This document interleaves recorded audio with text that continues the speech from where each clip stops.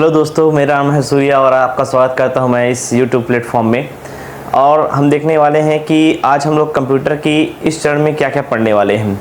ठीक है, तो आज मैं बेसिकली आपको बताने वाला हूं कि कंप्यूटर अगर मशीन लैंग्वेज समझता है तो इस मशीन लैंग्वेज को समझने के लिए किस किस ट्रांसलेटर की आवश्यकता होती है और किस तरीके से ट्रांसलेट होता है। ठीक है, तो देखते हैं कौन कौन से सॉफ्टवेयर के तहत हम देखते हैं कि मशीन लैंग्वेज में ये कन्वर्ट होता है। यहाँ से क्वेश्चन हमेशा पूछा जाता है। ठीक है, तो शुरुआत करते हैं सॉफ्टवेयर से। किसी शुरुआत करते हैं सॉफ्टवेयर। तो मैंने इससे पहले क्लास में आपको बताया था कि आपका जो कंप्यूटर होता है उसमें जो सॉफ्टवेयर होते हैं, कंप्यूटर के दो पार्ट होते हैं, हार्डवेयर और सॉफ्टवेयर। तो हार्डवेयर के बारे में आपको पता चल गया, जितने भी बाहरी कंपोनेंट्स होते हैं जिनको छू सकते हैं, देख सकते हैं, ये सभी क्या हो सकता है आपका होता है आपका हार्डवेयर।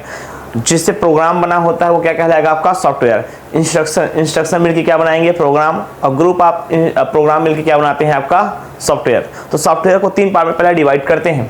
सॉफ्टवेयर को पहले तीन पार्ट में डिवाइड करते हैं। तो पहला कहलाता है सिस्टम सॉफ्टवेयर। पहला कहलाता है आपका सिस्टम सॉफ्टवेयर। दूसरा कहलाता है एप्लीकेशन सॉफ्टवेयर। दूसरा क्या कहलाता है एप्लीकेशन सॉफ्टवेयर। और तीसरा कहलाता है यूटिलिटी सॉफ्टवेयर। तीसरा क्या कहलाता है यूटिलिटी सॉफ्टवेयर। तो सिस्टम सॉफ्टवेयर को फिर से दो पार्ट में डिवाइड करते हैं। एक कंप्यूटर को चलाने के लिए कहलाता है operating system software. Operating system software. और दूसरा होता है ट्रांसलेटर। आज हम लोग पढ़ने वाले हैं इसी ट्रांसलेटर के बारे में पढ़ने वाले हैं। दूसरा क्या होता है आपका ट्रांसलेटर। इधर एप्लीकेशन की एग्जांपल मैं बताऊंगा। तो जितने भी पीसी पैकेज होते हैं, जितने भी एमएस ऑफिस होते हैं, जितने भी एमएस ऑफिस होते हैं, MS Word, MS PowerPoint, MS Excel, Picasa, power brush, जितने भी कंप्यूटर में आप ऐप देखते हो, मोबाइल में अपना ऐप देखते हो, सबके सब क्या किसके एग्जाम्पल है, एप्लीकेशन के एग्जाम्पल है। जो यूटिलिटी सॉफ्टवेयर होता है ये एक्चुअल में कंप्यूटर को किसी भी हानिकारक वायरस से बचाने के लिए, जैसे कि एग्जांपल के लिए एंटीवायरस। एंटीवायरस क्या होगा आपका यूटिलिटी सॉफ्टवेयर। अब सबसे पहले हम लोग डायरेक्ट स्टार्ट करते हैं ट्रांसलेटर के बारे में। किसके बारे में? ट्रांसलेटर के बारे में। जो ट्रांसलेटर होते हैं ये मुख्यतः तीन प्रकार के होते हैं। ट्रांसलेटर मुख्यतः कितने प्रकार के होते हैं? तीन प्रकार के होते हैं। एक कहलाता है असेंबलर। एक कहलाता है असेंबलर। दूसरा कहलाता है आपका इंटरप्रेटर। दूसरा क्या कहलाता है? इंटरप्रेटर। और तीसरा कहलाता है कंपाइलर।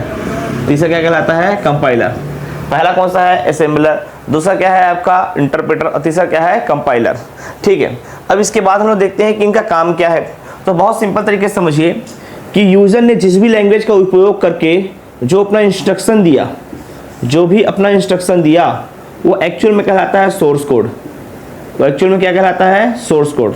अब आपसे एग्जाम में क्वेश्चन पूछेगा कि सोर्स कोड है क्या, तो यूजर के द्वारा दिए गए इंस्ट्रक्शन क्या कहलाते हैं? सोर्स कोड कहलाते हैं।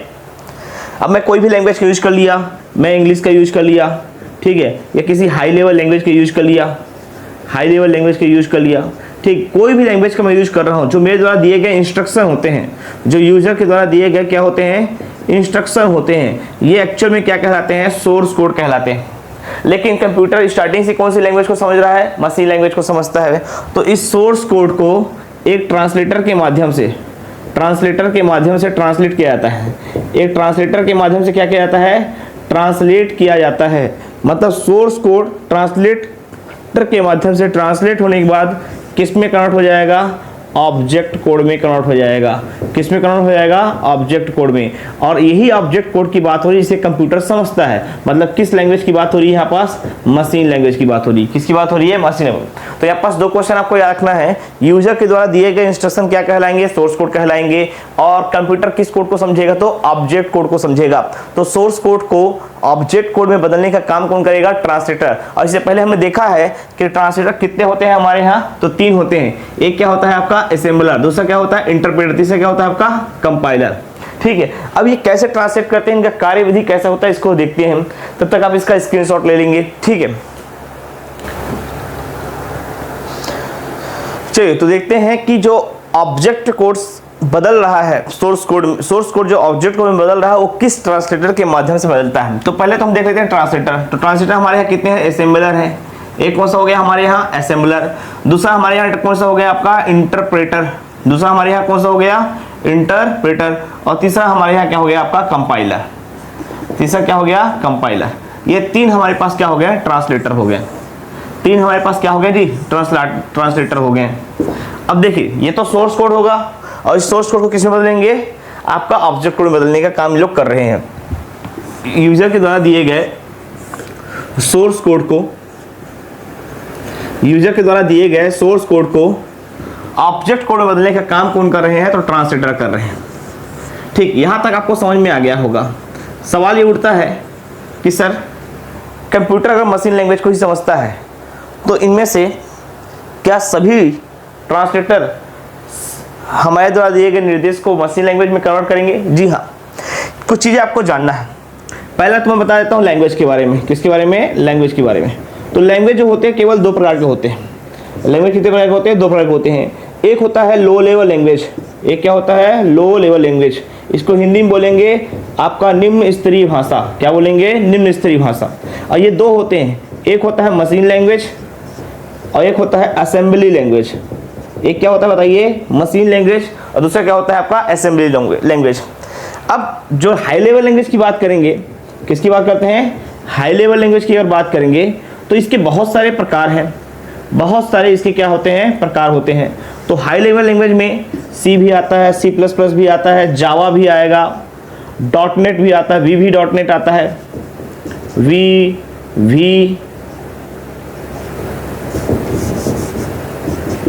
Dot net.